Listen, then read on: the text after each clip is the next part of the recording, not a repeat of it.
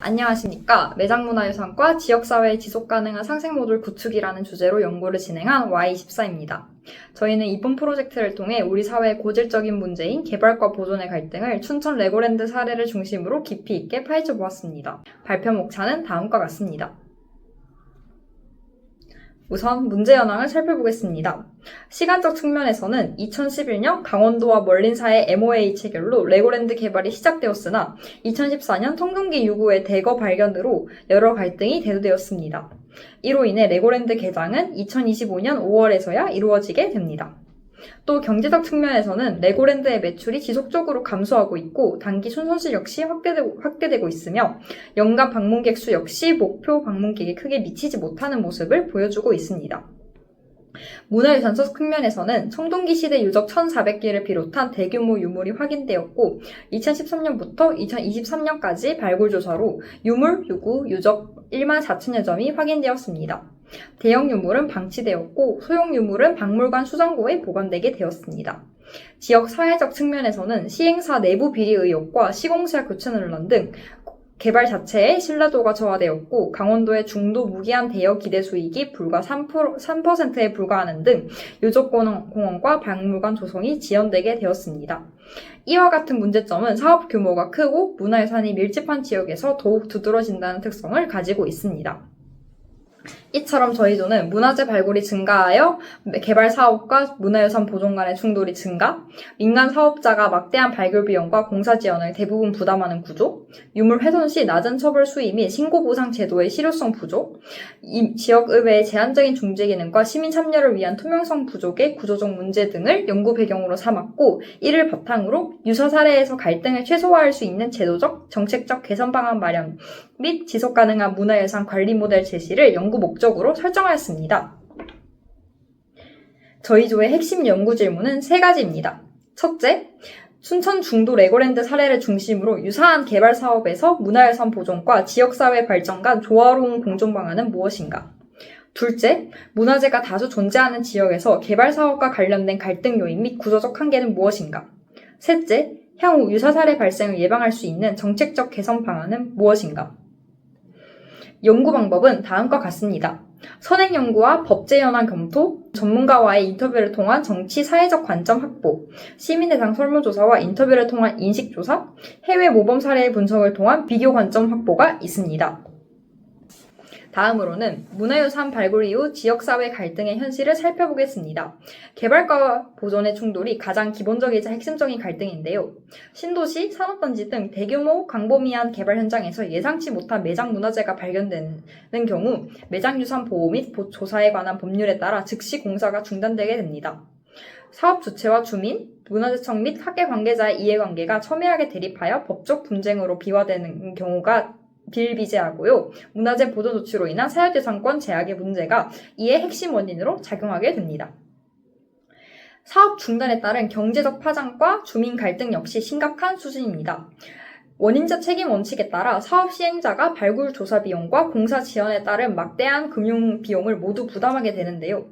사업성 악화 및 재검토를 통한 백지화로 인한 지역의 경제적 기대의 좌절이 주민들의 반대로 이어지게 됩니다.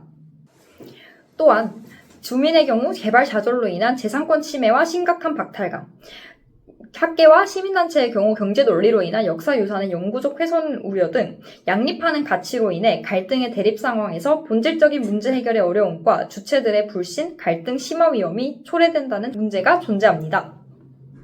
다음으로는 기존 제도의 한계를 구체적으로 짚어보겠습니다.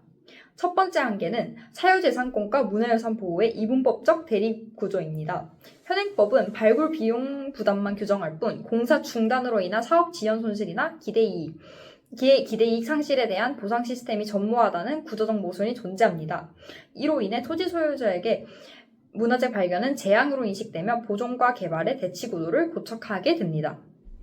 둘째, 보상과 보존을 이분법적으로 나누는 프레임에 담론이 갇혀버린 담론의 한정 역시 한계로 지적됩니다. 이러한 담론의 함정은 창의적, 통합적 논의를 실종시켜 제3의 길 모색이 차단되는 결과를 낳습니다. 셋째, 경제적 보상 부재와 절차적 참여 배제로 인해 주민들은 부정적 인식을 갖게 됩니다. 주민들의 실질적 손실을 보전받지 못한 채 일방적인 희생을 강요받고 문화재위원회 심의 등 핵심 의사결정 과정에서 주민 참여가 구조적으로 배제되는 등 주민들은 부정적 인식을 가질 수밖에 없게 됩니다. 넷째, 지속가능한 상생 구조의 부재입니다. 현행 제도는 갈등 예방이 아닌 사후적, 임시 방편적 대응에 머무르는 수준으로 갈등 또는 무관심한 병존 상태일 뿐 진정한 상생 단계인 파트너십과 상호감, 공통 목표 단계로 나아가지 못한다는 한계가 존재합니다. 이러한 갈등 지속은 갈등 고착화로 인한 사회적 비용 발생, 보존 실패와 지역 손실의 악순환이라는 결과를 초래했습니다. 따라서 우리는 이제 상생 모델로의 전환이 필요합니다. 기존의 보상 대 개발이라는 낡은 이분법과 사후적 갈등 관리 방식으로는 이 문제를 해결할 수 없습니다. 이에 우리는 두 가지 전환을 제시합니다. 첫째, 중앙 집중적이고 경직된 구조에서 문화재 정책 분권화와 협력적 거버넌스 구축으로 나아가야 합니다. 둘째, 주민을 보상 대상이 아닌 보존의 주체로 인정하는 실질적인 주민 참여를 보장해야 합니다. 이를 통해 문화유산을 지역 공동체의 정체성이자 미래 자산으로 통합하는 새로운 패러다임이 필요합니다. 다음으로 중도 선사유적의 발견과 의미에 대해서 설명하도록 하겠습니다. 중도 선사유적은 학술적, 국가적 자산으로서의 위상을 가지는 유적지인데요. 중도 유적은 한 섬에서 신석기부터 삼국 초까지 생활한 적이 격격이 이어진 대규모 종합 취락입니다. 핵심 시기인 성동기 시대에는 주거지 약 1300기, 대형 환호, 고인돌 170기가 한 공간에서 확인된다는 점에서 가치를 가지는 유물인데요. 다량의 청동무기, 도구 출토는 기원전 9에서부터 6세기의 마을 규모가 크게 팽창했음을 드러내고 있습니다. 또한 철기, 원삼국 시대의 주거지, 이중환호, 제철 흔적, 무덤 등도 발견되었습니다. 이처럼 중도 유적은 규모, 연속성, 유구 다양성 면에서 모든 분야에서 국내 최상위급 유적으로 평가되는 유적입니다. 레고랜드 개발 추진과 문화유산 보존 갈등에 대해서 설명을 하자면 개발 사업은 강원도가 추진하였고 레고랜드 시행사는 주식회사 LL개발이었습니다. 개발을 주도한 두 주체는 대규모 투자 사업의 차질을 최소화하기 위해 유적 보존 방안과 개발 계획을 조율하고자 했습니다. 반면 문화재 당국인 문화재청과 문화재위원회는 법령에 따라 유적의 가치를 평가하고 보존 조치를 결정하는 역할을 하였으며 학계 전문가와 시민단체는 중도 유적의 학술적 중요성을 강조하며 전면 보존을 요구하는 상황이었습니다. 따라서 춘천 중도 유적의 보존 문제를 둘러싸고 다양한 이해관계자들이 오랜 기간 갈등이 빚은 양상을 확인할 수 있습니다. 중도 유적 보존 논의와 의사결정 과정은 다음과 같습니다. 2014년 7월 29일 매장문화재 분과 평가회의 결과 91.77점을 라는 점수를 받게 되는데요. 현지 원형 보존 기준점은 이 약 76점이라는 점을 참고해 본다면 매우 높은 점수임을 알 수 있습니다. 2014년 8월 22일 문화재위원회 매장문화재 분과 제8차 회의에서 보존 방안을 둘러싸 의견 차이로 인해 의결이 보류되었고 2014년 9월 16일 소위원회에서 주요 유구인 환호는 발굴 후 복토하고 지상에 원형 표시를 남겨 관람 가능하도록 하며 고인돌 일부는 섬 남측 테마파크 부지 외곽으로 이전해 보존하는 안을 제시하였습니다. 2014년 9월 26일 문화재위원회 임시회의 제10차 분과에서는 레고랜드 시행사 주식회사 LL개발이 제출한 보존 대책에 대해서 조건부 승인이 이루어지게 됩니다. 유적 훼손 상황과 사업 진행 결과에 대해서 알아보자면 춘천 중도 유적은 레고랜드 개발을 위해 조건부 보존, 복토 및 일부 이전이 결정되었으나 시행사가 복토 규정을 어기고 건설 폐기물을 매립하거나 공사 차량으로 유적을 훼손하는 등 심각한 손상을 유발하였습니다. 이에 따라 훼손된 유적의 원형 복구는 어려워졌으며 유적공원과 전시관을 조성하겠다는 당초의 약속 또한 계속 지연되었습니다. 2022년 테마파크가 개장할 때까지도 발굴된 고인돌 대부분은 임시 보관 상태로 방치되었고 대규모 선사 유적지는 개발 논리에 밀려 제대로 보존되거나 공개되지 못하게 되었습니다. 다음으로는 저희 Y24조가 현장 조사로 본 지역 주민과 이해관계자의 인식에 대해서 설명해 드리도록 하겠습니다. 먼저 시민을 인터뷰하였을 경우 경제적 효과에 대해서 대다수의 시민들의 경제적 효과를 크게 체감하지 못한다는 답변이 많았습니다. 또한 문화재 보존 같은 경우에는 보존 우선 의견과 경제 발전 우선 의견이 시민들 사이에서도 극명하게 나뉘는 것을 관찰할 수 있었습니다. 또한 시민들이 파악한 핵심 문제로는 사업자에게 비용을 전가하는 불공정한 비용 구조가 문화유산을 훼손하고 은닉하는 것을 유발한다라는 인식이 있었습니다. 또한 정부의 발굴 비용 전액 부담과 사업 지원 등에 대한 표준화된 금전 보상 제도화를 의견으로 제시해 주시는 의견이 있었습니다.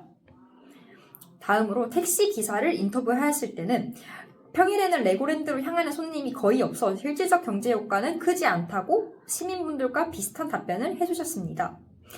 콘텐츠의 질적 한계와 단조로움을 비판하며 레고랜드 자체의 지속 가능성에 대해 부정적인 인식을 보여주셨고요. 보존운동과 개발정책 양측 모두에 대한 불신과 피로감을 드러내는 모습을 보여주셨으며 유물 핑계, 파워로 밀어붙인 사업 등 정책 투명성에 대한 냉소적 반응을 보이셨습니다. 윤민석 춘천시의원과 오동철 춘천시민사회 네트워크 위원장을 인터뷰했을 때는 프로젝트 파이낸싱 구조로 인해 유물 발굴로 인한 공사 지연이 금융 비용 증가로 직결된다는 문제점을 지적해 주셨고요.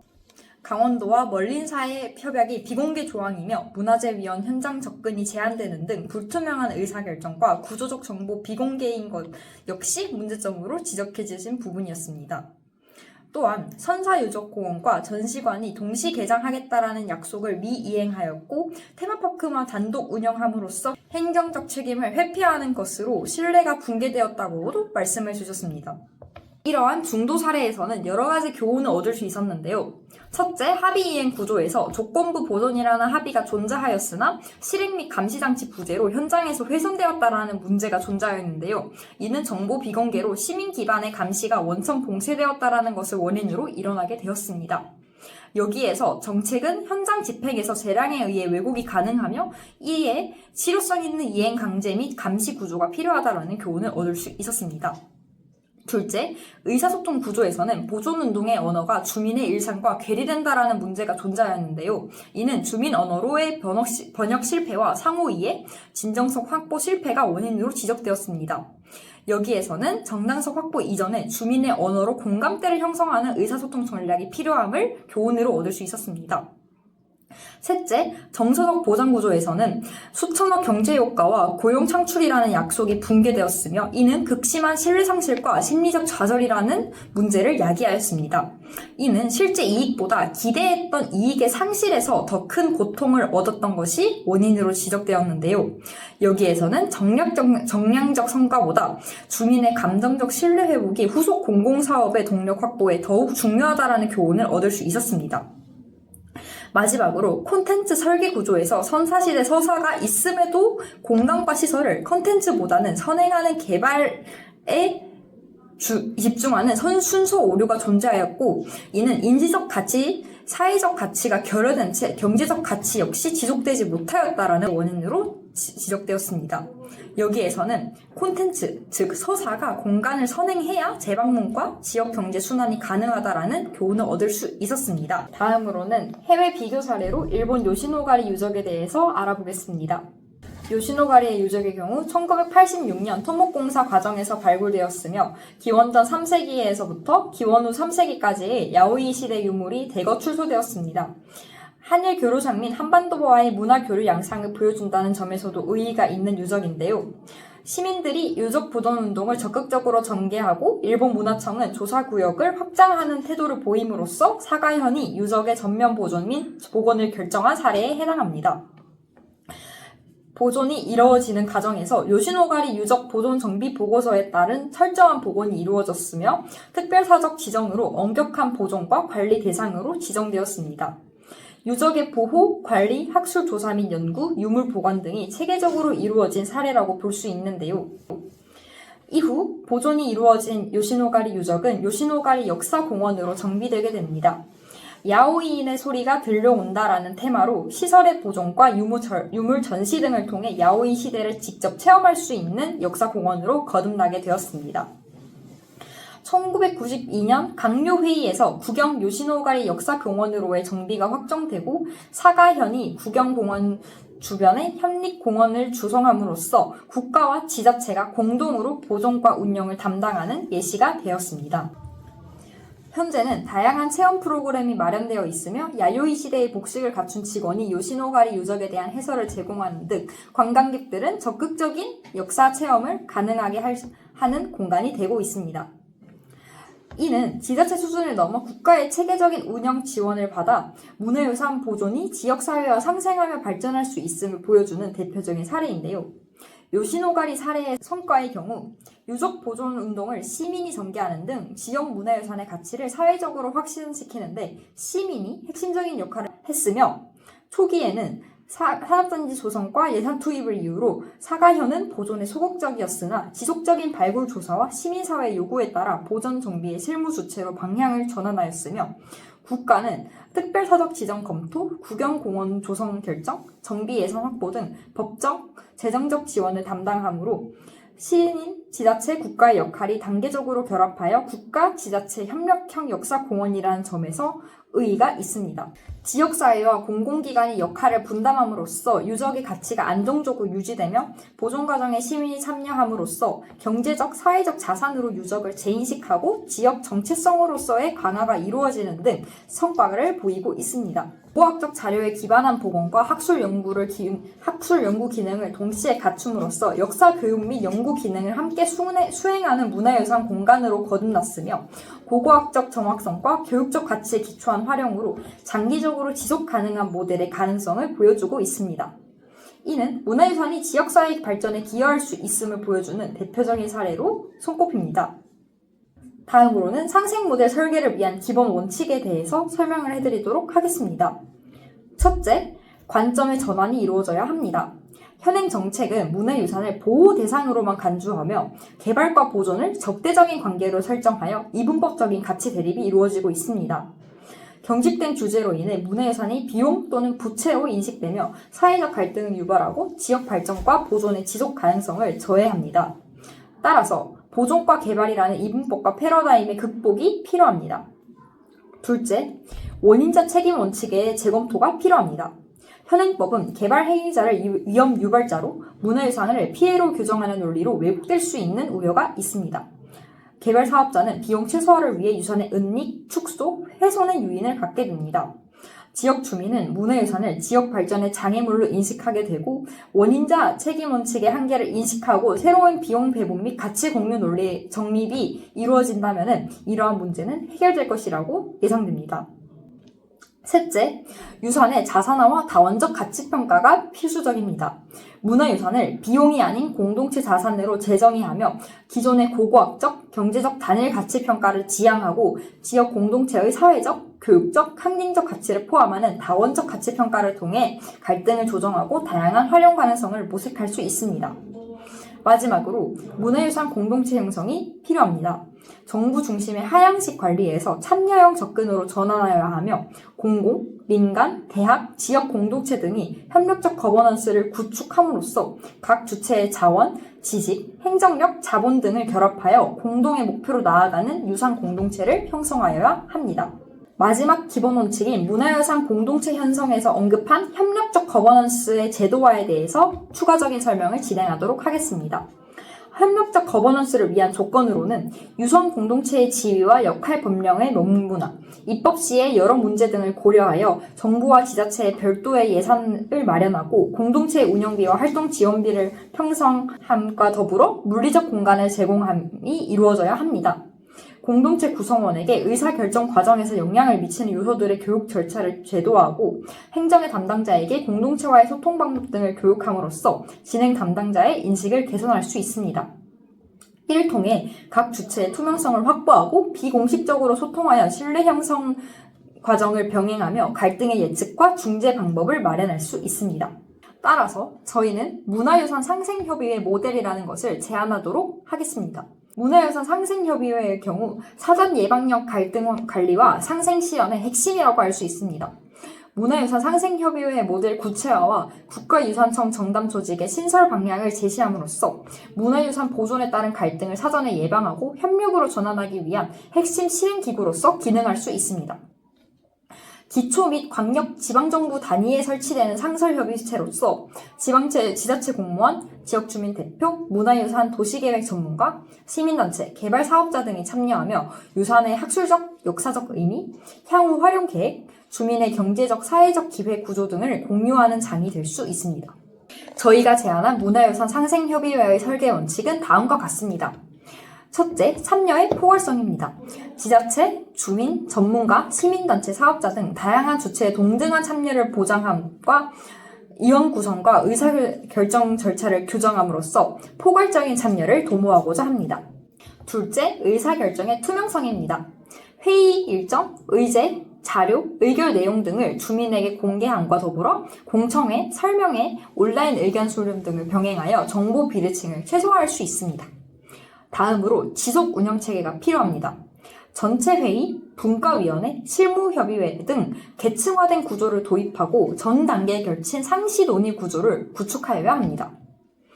마지막으로 지역문화 생태계 기반으로 예술가, 주민, 전문가, 시민사회, 지역문화재단 등 관계적 지역문화 자원을 협의회 구성의 핵심 자원으로 보고 활동과 네트워크가 곧 문화유산 가치의 일부를 형성한다는 것을 보여야 합니다.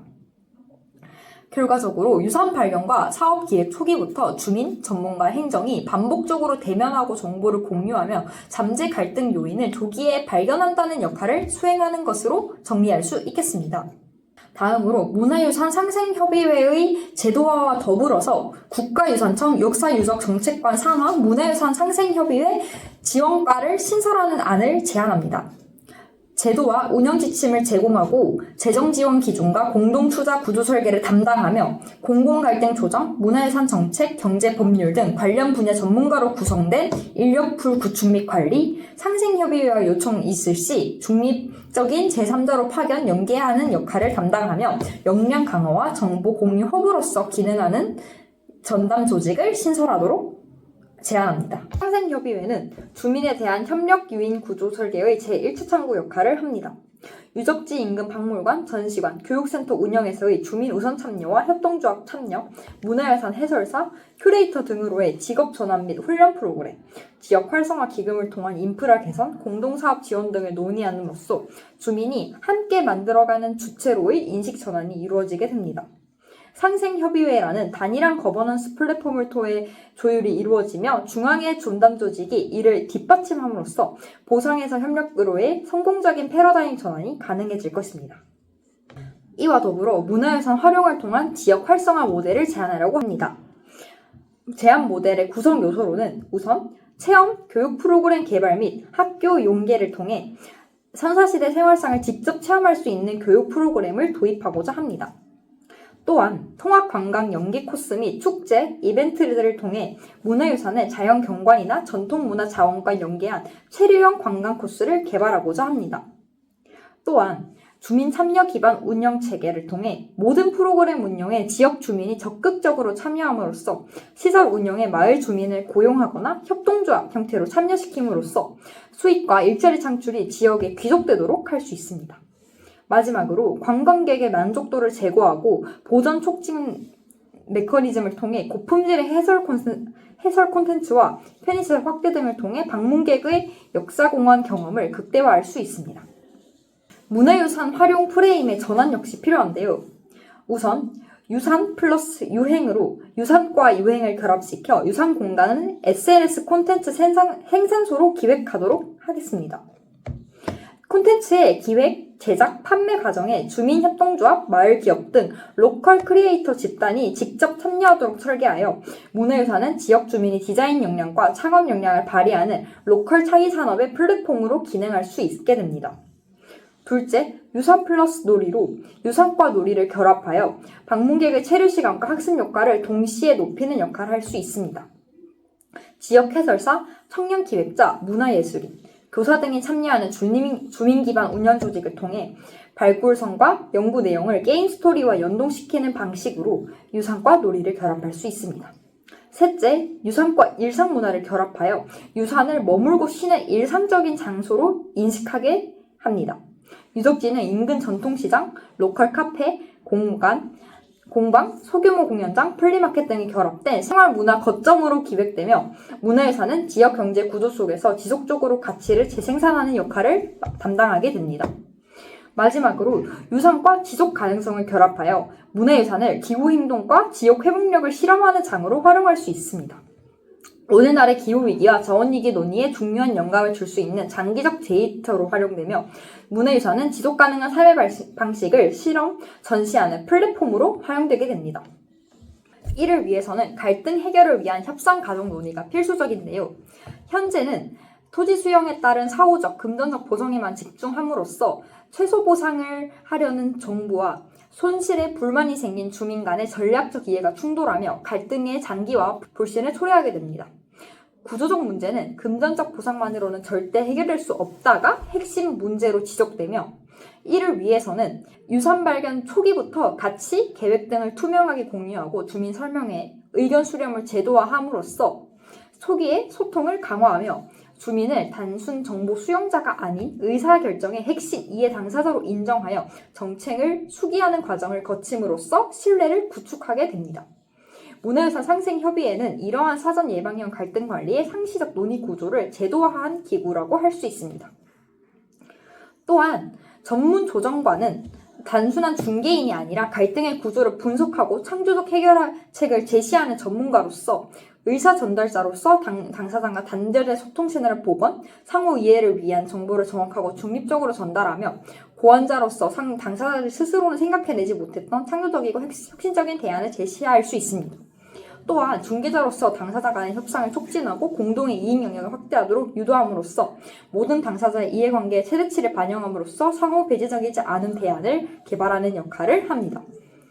마지막으로 경제적 손실을 입은 주민을 위해서 협력 유인 구조를 설계해야 합니다. 주민을 갈등 당사자가 아니라 보존 및 활용의 공동 설계자이자 수혜자로 전환시키는 경제적 유인 구조가 필요한데요.